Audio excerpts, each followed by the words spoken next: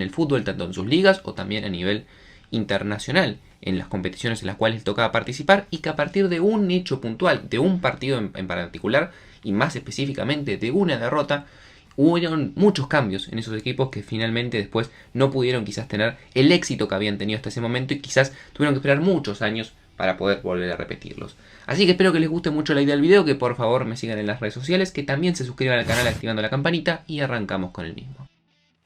Vamos a comenzar hablando acerca de Estudiantes de La Plata. Estudiante de la década del 60, principio de la década del 70. Obviamente me refiero al Estudiantes tricampeón de la Copa Libertadores de la mano de Osvaldo Subeldía, quien saldría campeón en el año 68 frente a Palmeiras, en el año 69 frente a Nacional y en el año 70 versus Peñarol. Recordemos obviamente que en ese momento el formato era distinto, que los que salían campeones tenían ciertas facilidades para llegar a instancias finales.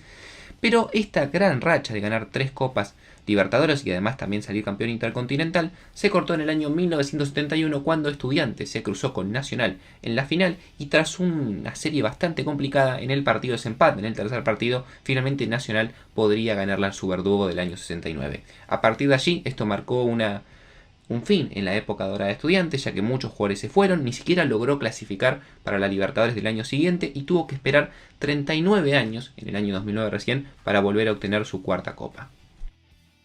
Otro partido que muchos dicen que marcó el fin de una era, en este caso de una selección, es el Brasil vs Italia del Mundial 1982 disputado en España. Brasil se lo conoce popularmente o se lo caracteriza mucho por el famoso jogo bonito, es decir, más allá de ganar, tener un juego vistoso, con jugadores muy habilidosos con la pelota y que obviamente son muy desequilibrantes, pero sin embargo muchos dicen que este partido justamente marcó el fin de ese estilo futbolístico en Brasil, que obviamente en algunos jugadores se puede seguir viendo. Brasil, que siempre había ganado manejándose de esa manera hasta el Mundial del año 1970, sobre todo obviamente con una figura como la de Pelé, donde triunfaron en muchos mundiales. En ese mundial, en el del 82, algunos jugadores que tenían entre sus filas como Sócrates, Zico, Falcao, Toninho o Dirceu, obviamente hacían ilusionar a la hinchada brasileña de que iban a poder lograr nuevamente salir campeón y exhibiendo este juego que tanto los caracterizaba, pero una derrota en la segunda fase contra Italia por un marcador 3-2 dejó obviamente eliminado a Brasil de forma temprana y obviamente inesperada, e hizo que también mucho de este estilo que caracterizaba a Brasil poco se haya visto años posteriores en su selección, quizás la última vez en el año 2002 en el Mundial de Corea. Otro partido bastante conocido, una definición de Copa de Campeones en la cual quedaría para la historia no solamente de lo futurístico, sino porque también fue el escenario de una de las mayores tragedias de la historia del fútbol, es lo que ocurrió en el año 1985 entre Liverpool y Juventus. Un Liverpool que venía de la mejor época de su historia, con Bob Paisley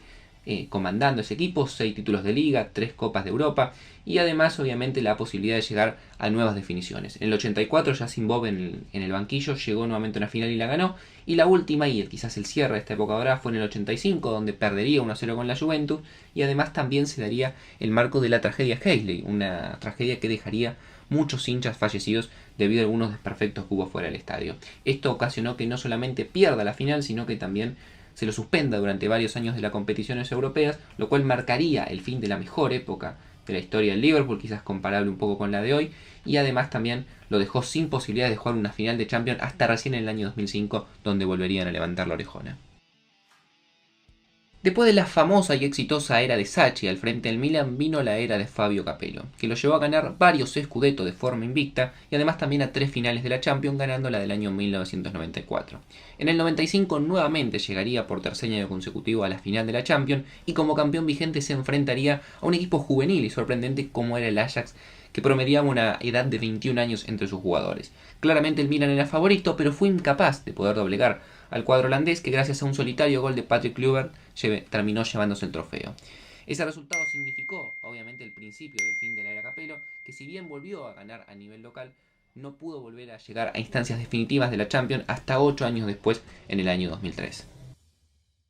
La Juve, tras ganar la Champions del año 96, dominó en el fútbol europeo durante los años siguientes, llegando a 3 finales de Champions de forma consecutiva. En el año 99 aspiraba a llegar a su cuarta final de Champions en esos últimos años. Sin embargo, en las semifinales se enfrentó a un joven Manchester United con un también técnico en ese momento quizás no tan reconocido como Sir Alex Ferguson. En este caso, en una eliminatoria muy pero muy interesante, finalmente los ingleses se impusieron a los italianos por 4-3, marcando el fin de este periodo exitoso de la Vecchia Signora, que además de perder al técnico emblemático como era Marcello Lippi, también empezaba a mostrar síntomas de envejecimiento en la gran mayoría de sus grandes figuras, por lo cual tuvo que rearmar su equipo, lo cual le llevaría varios años para poder volver a posicionarse en los primeros planos del fútbol europeo.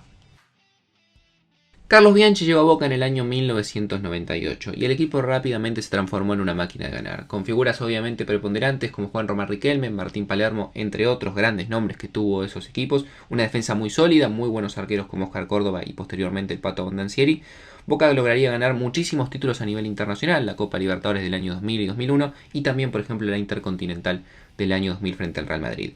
Bianchi se fue, pero rápidamente volvió en el año 2003 y nuevamente ganó títulos a nivel local y ganó la Copa Libertadores, y había llegado en el año 2004 nuevamente a una final en la cual se enfrentaba a un inexperto Once Caldas, el equipo colombiano que había sido quizás una de las revelaciones de ese campeonato, y parecía que todas las apuestas estaban para que Boca nuevamente levante el trofeo. Sorprendentemente, Once Caldas logró aguantar las embestidas de Boca y llegar a una definición por penales en la cual el arquero de Once Caldas se lució y finalmente saldrían campeones por primera vez en su historia, y Boca se quedaría sin su técnico, perdería gran parte de su plantel porque muchos jugadores emigrarían hacia Europa, y de esta manera hasta recién en el año 2007 de la mano de Riquelme pudo levantar un título, pero lejísimos de esa gran época dorada que tuvo de la mano de Bianchi.